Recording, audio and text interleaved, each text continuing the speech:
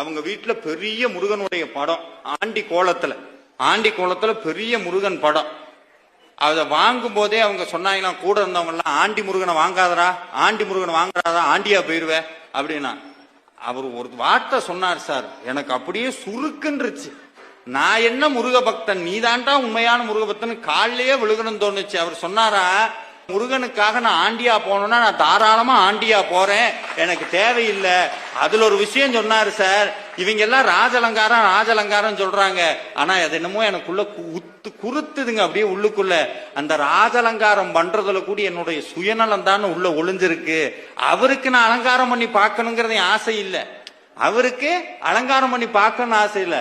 அவரை பார்த்தா நான் ராஜா ஆகணும், அதனால அவருக்கு ராஜலங்காரம் பண்ணி பார்க்கிறேன். இந்த சுயநலத்தோடையா சார் முருகன்ட்ட போய் நிக்கிறது? அப்படி வேண்டவே வேண்டான்னு அவர் சொன்னாருங்க. எப்ப இந்த ஆண்டி முருகன் எங்க வீட்டுக்குள்ள வந்தாரோ சார், நான் வாங்கிட்டு வரும்போது வாடகை வீடு இப்ப சொந்த வீட்டுல உட்கார வச்சு அந்த சொந்த வீட்டுக்கு